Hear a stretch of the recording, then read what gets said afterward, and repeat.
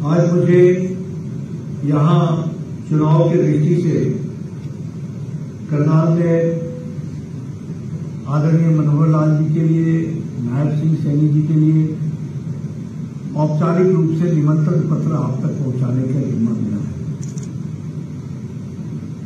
और मैं आप सबको वो बड़ी भारी मार्जिन से वो विजयश्री हो और दोनों सीटें आप जिताकर इनको भेजें, यह अपील मैं सबसे पहले आप सबसे करता हूं।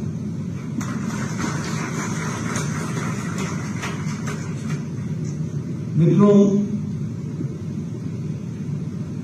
पिछले 10 साल में भारत की राजनीति में बहुत कुछ बदल गया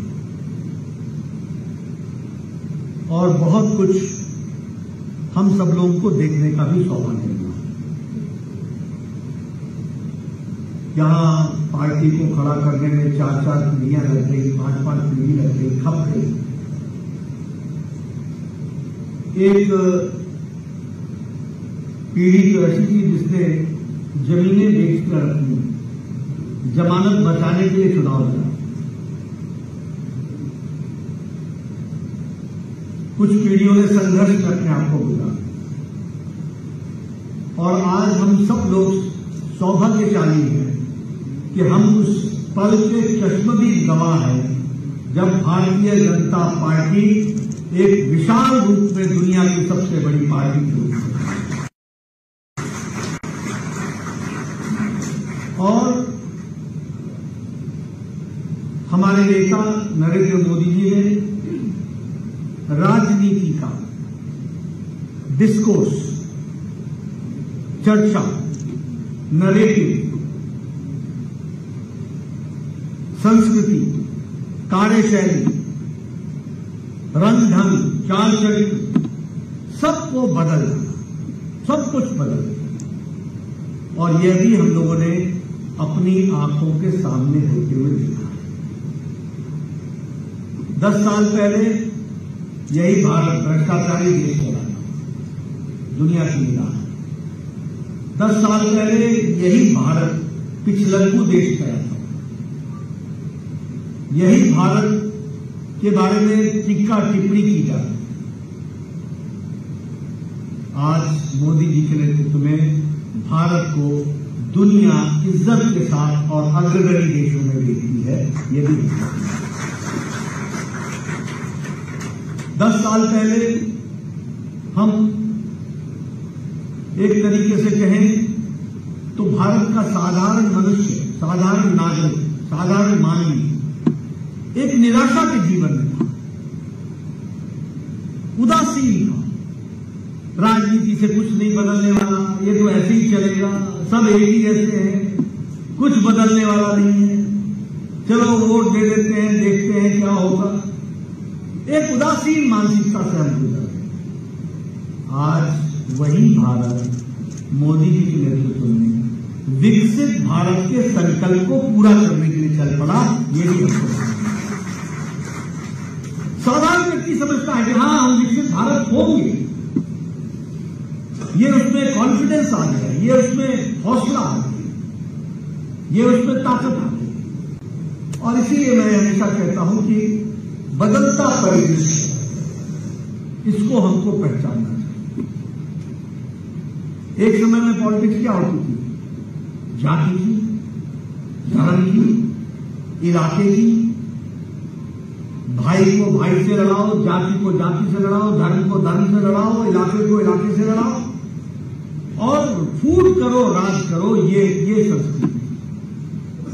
आज मोदी जी के नेतृत्व में सबका साथ, सबका विकास, सबका विश्वास, सबका प्रयास और सबके प्रयास से विकासवाद की राजनीति चल पड़ी। विकासवाद, पॉलिटिक्स ऑफ डेवलपमेंट, सबको साथ लेकर के और पॉलिटिक्स ऑफ डेवलपमेंट के माध्यम से हमने, मोदी जी ने देश को ताकत दी। ये भी होता है।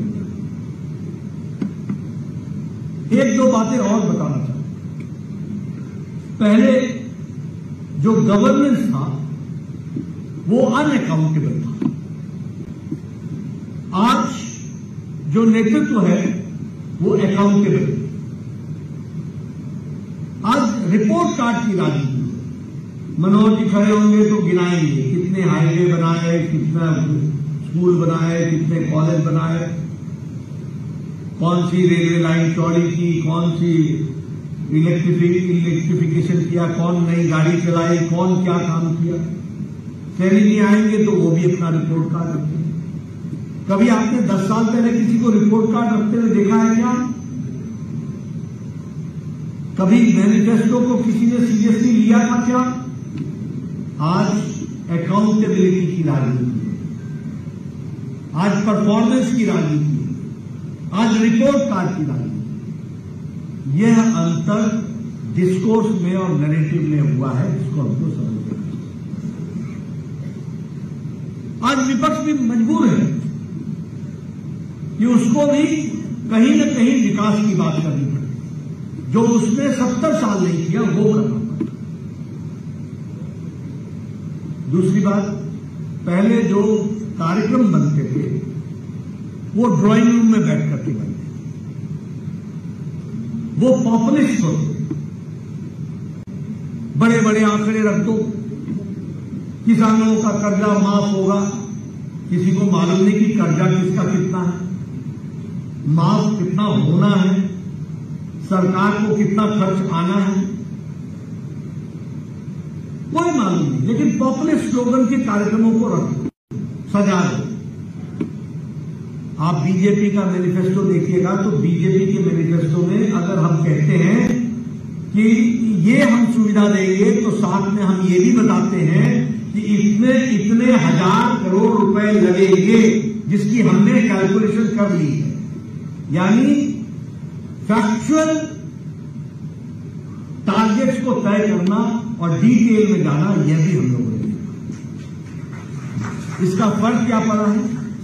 इसका फर्क यह पड़ा है कि आज लास्ट माइल डिलीवरी, अंतिम व्यक्ति तक, जिसको आप लाभार्थी बोलते हो, जिसको आप बेनिफिशियरी बोलते हो, वह आज मोदी जी के राज में बिना सिफारिश के उस तक लाभ पहुंच रहा है। ये हमारी नीतियों की ताकत है। इसको बिना सिफारिश, बिना सिफारिश, सब कुछ डिजिटल है। फॉर्म भरो। और प्रधानमंत्री जी ने तो अभी जो यात्रा चलाई थी, उस यात्रा में तो घर घर डिलीवरी कर दी। गांव गांव जाकर के आयुष्मान के कार्ड बनाए, गांव गांव जाकर के उज्ज्वला के गैस का कनेक्शन दिया, गांव गांव जाकर, और 100% सैचुरेशन पर लाने का काम किया। लास्ट माइल डिलीवरी, ये आज प्रधानमंत्री मोदी जी की संगठनात्मक और प्रशासनिक ताकत को दिखाता है और दर्शाता है।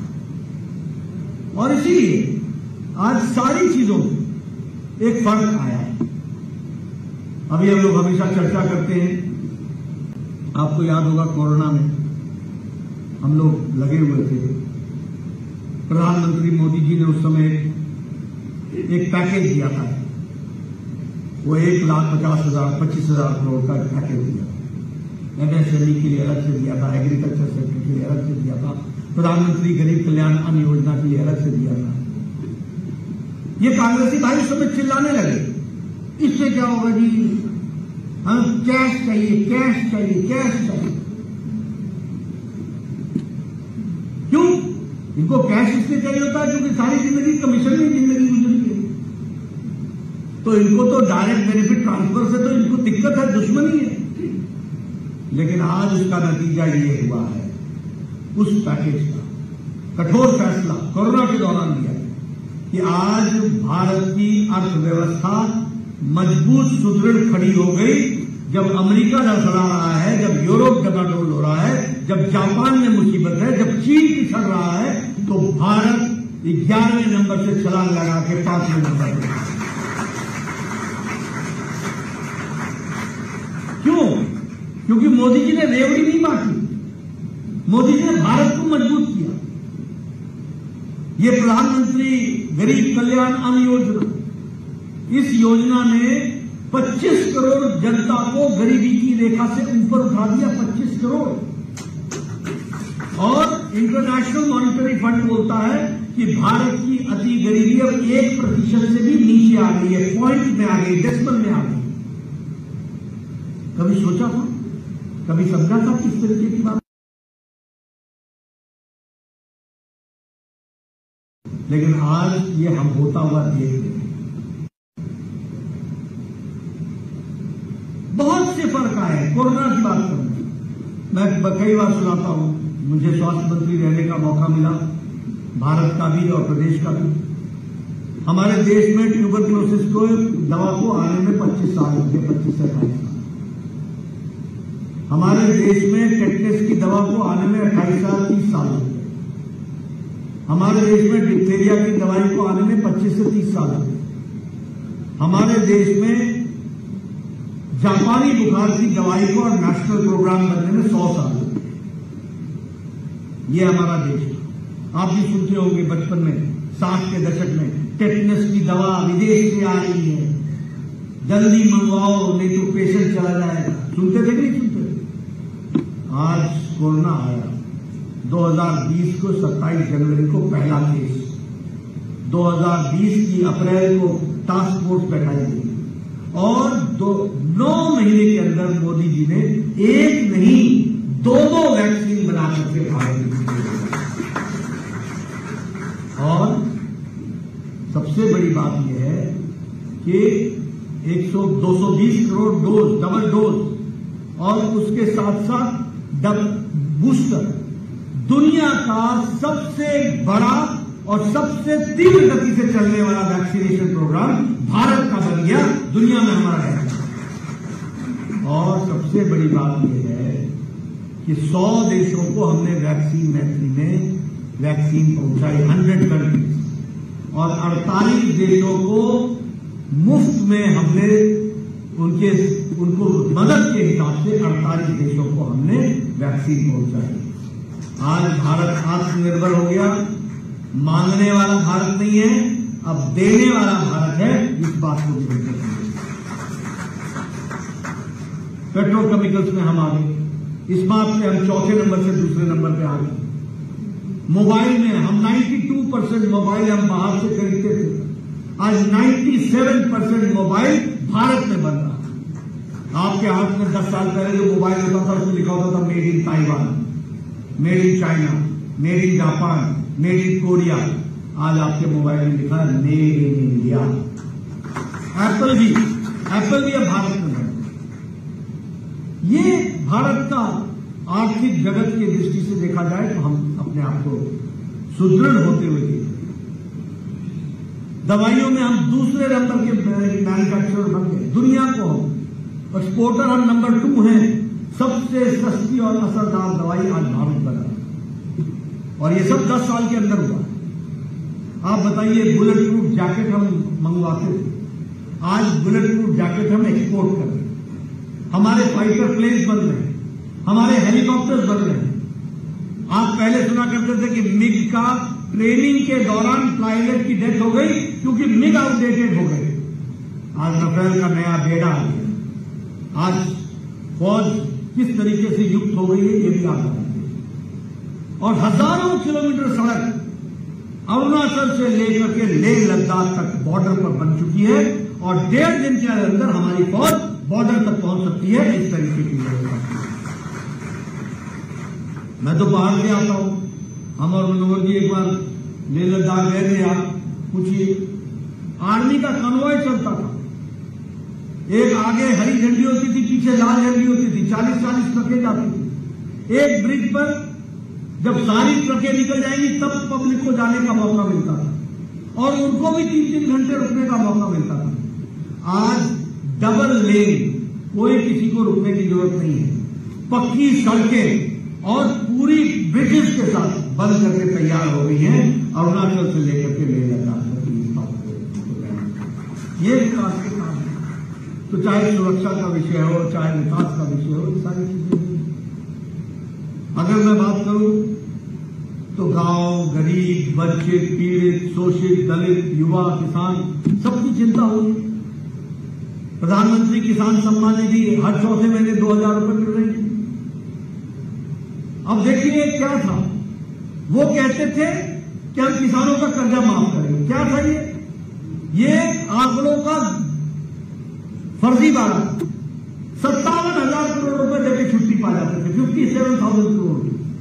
आज मोदी जी के प्रधानमंत्री किसान सम्मान निधि में 2.5 लाख करोड़ से ज्यादा डायरेक्ट बेनिफिट ट्रांसफर में 11 करोड़ से ज्यादा किसानों के खाते में जाता है। 11 करोड़ 11 करोड़ से ज्यादा किसानों के खाते में जाता है। प्रधानमंत्री आवास योजना में बार बार सुनाता हूं, प्रधानमंत्री मोदी जी ने स्पीड, स्केल और स्किल तीनों की चिंता की। हम लोगों को 1993-94 में जब हम एमएलए हुआ करते थे, जब एमएलए थे, तो एक पंचायत में 2 मकान मिलते थे, 2 मकान एक पंचायत, इंदिरा आवास योजना। और उसमें भी जानते हैं कांग्रेसी क्या बोलते थे, ये इंदिरा जी कुछ पैसा छोड़ रही थी, उससे बन रहा है। गांव में बरगलाते थे लोग, इंदिरा आवास योजना। आज मोदी जी ने 4 करोड़ आवास योजना में घर बना दिए, 4 करोड़। और मनोहर जी जाएंगे 3 करोड़ घर अगले 5 साल में और मोदी जी बना करके देंगे। ये 3 करोड़। और घर कैसा, drawing room, bedroom, kitchen, gas का सिलेंडर और सिलेंडर के साथ साथ और टॉयलेट। और आने वाले समय में अब सिलेंडर भी नहीं रहेगा, पाइप से गैस पहुंचाई जाएगी और सस्ती गैस पहुंचाई जाएगी, उसकी तैयारी। ये बोलते हैं बिजली का बिल 200 यूनिट कर दिया, 150 यूनिट कर दिया, 300 यूनिट कर दिया। आने वाले समय में बिजली का बिल आपका 0 हो जाएगा, 0। प्रधानमंत्री सूर्य मुफ्त घर योजना, सौर ऊर्जा हर के घर पर लगेगी और सौर ऊर्जा से घर की बिजली चलेगी। और जो आपके खर्च से बच जाएगी बिजली, वो सरकार खरीद लेगी, वो आमदनी का जरिया भी हो जाएगा। इस तरीके से व्यवस्था की एक बहुत बड़ा अंतर है। अभी मनोहर जी के टाइम पर और जिसको आगे नायब सिंह सैनी जी ने चलाया है, हम पहले क्या कहते थे, चिट्ठियां लिखते थे, मुख्यमंत्री जी मेरे इलाके में गरीब व्यक्ति है, उसको कैंसर हो गया है, 3 लाख रुपए खर्च होंगे, उसका मकान बिक जाएगा, उसकी जमीन बिक जाएगी, वो इलाज नहीं करा सकता है, कृपया मुझे नीचे अनुशंसा कीजिए। कुछ मांगते थे, कुछ मिलता था, कुछ नहीं मिलता था।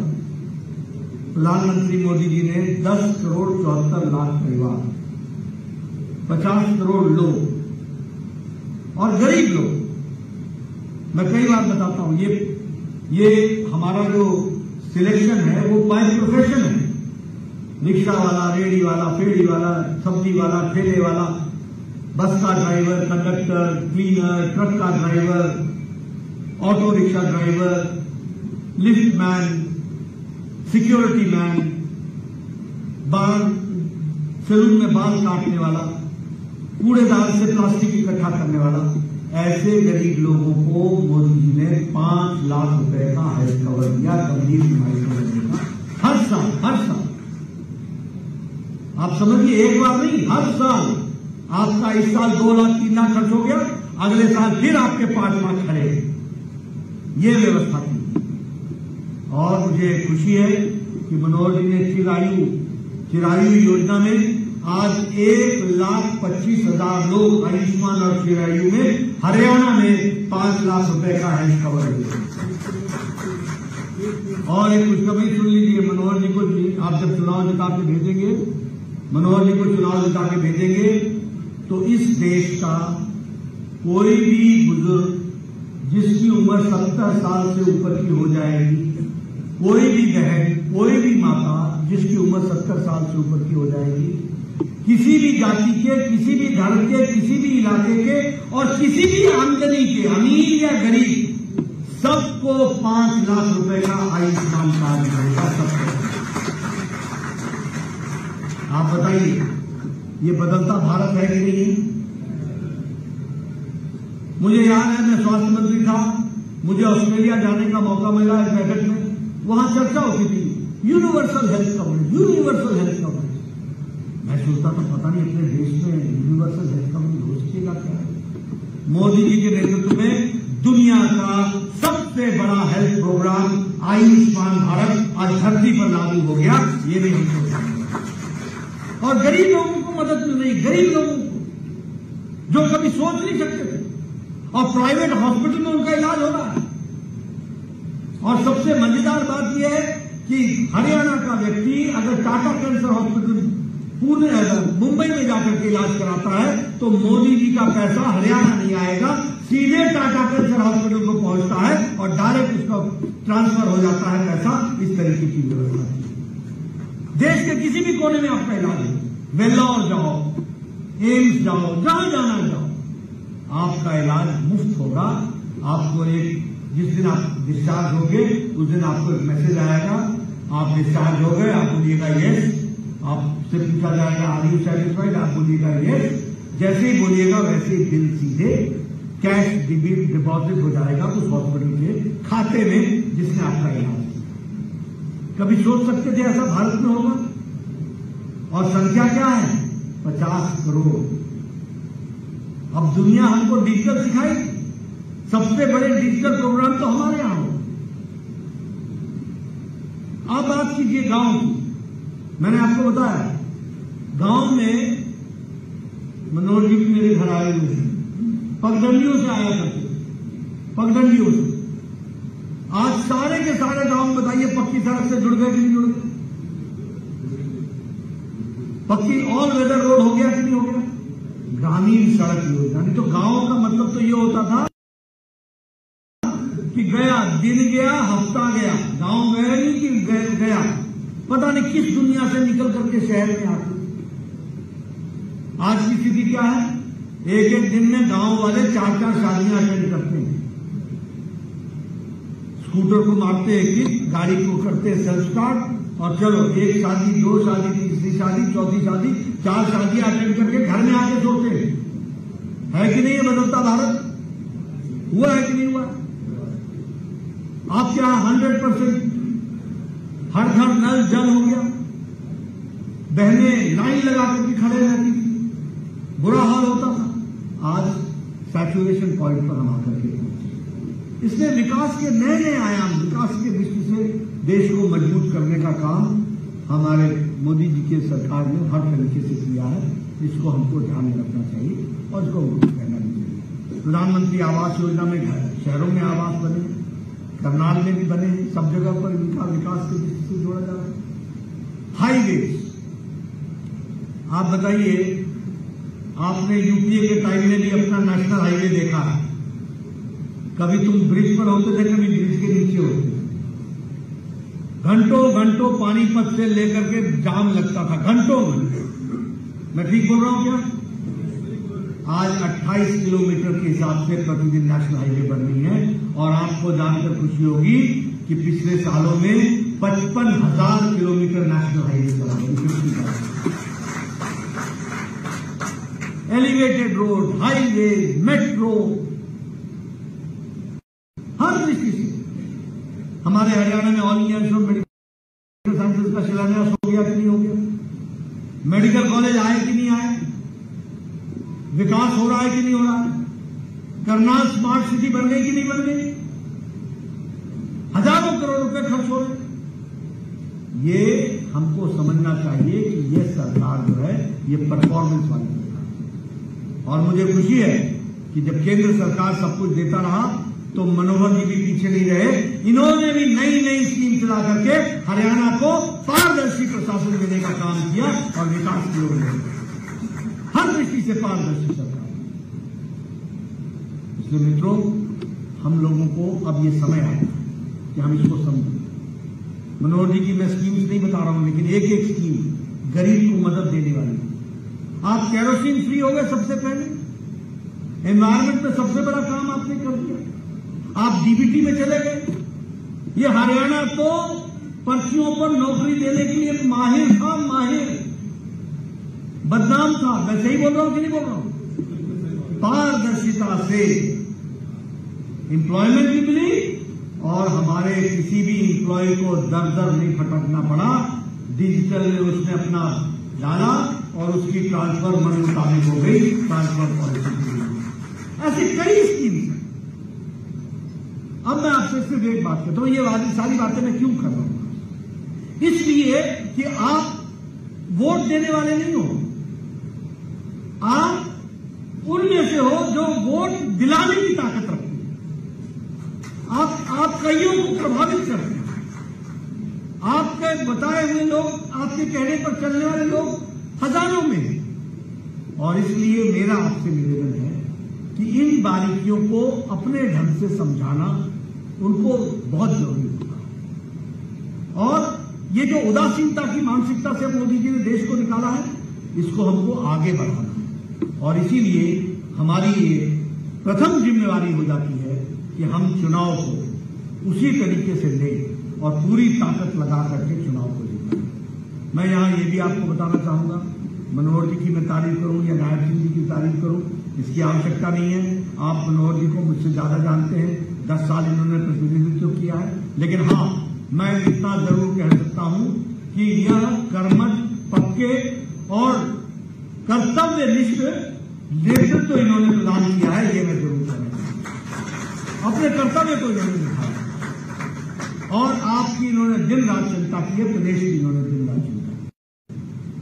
नायब सिंह सैनी अपने मधुर स्वभाव के साथ साथ सबके लिए काम करने के लिए आतुर है, नौजवान है, तमन्ना है। और मैं सबसे बड़ी बात कहूंगा कि आपके हाथ में तो दोनों हाथों में लड्डू है, दोनों हाथों में लड्डू।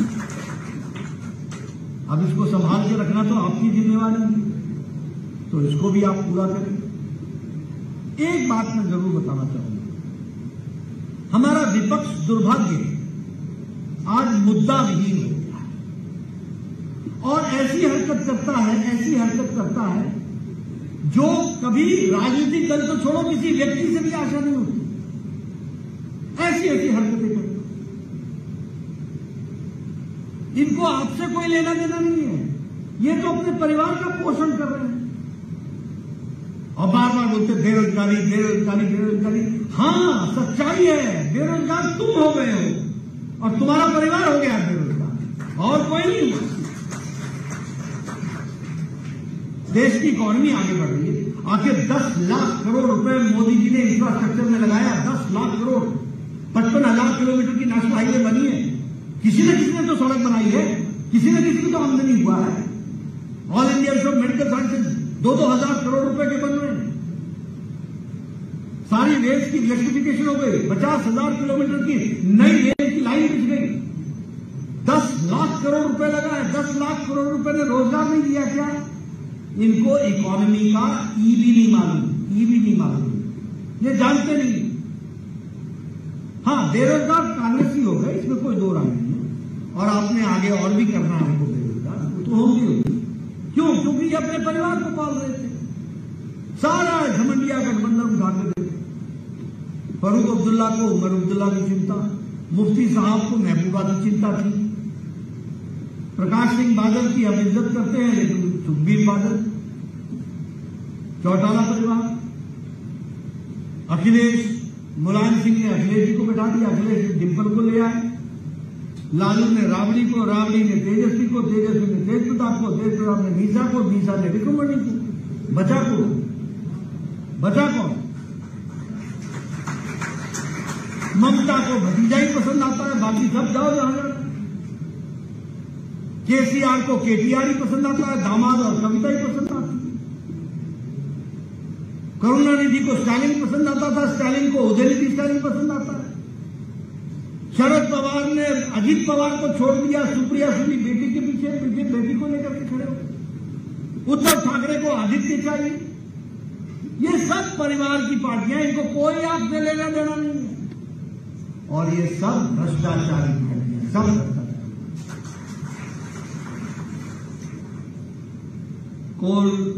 कोयला घोटाला, 2G घोटाला, 3G घोटाला, कॉमनवेल्थ गेम्स घोटाला, पनडुब्बी घोटाला, हेलीकॉप्टर घोटाला, चावल घोटाला, चीनी घोटाला। कौन सा घोटाला छोड़ा इन्होंने? कौन सा घोटाला छोड़ा? नेशनल हेराल्ड का घोटाला, लालू यादव चारा खा गए, अलकतरा खा गए, नौकरी के जगह पर जमीन हड़प गए, ममता के मंत्रियों के घरों से जखीरे निकल रहे हैं, नोटों के बंडल की बंडल, 18 मशीनें लगानी पड़ रही हैं। 3-3 दिन तक काउंटिंग पूरी नहीं होती है। इतना तो बैंक में भी नहीं होता। अभी एक कांग्रेस का एमपी पकड़ा गया, 300 करोड़ से ज्यादा निकला। 18 मशीनें लगी काउंटिंग में, 3.5 दिन लग गए, तब जाके पता चला 300 करोड़ है।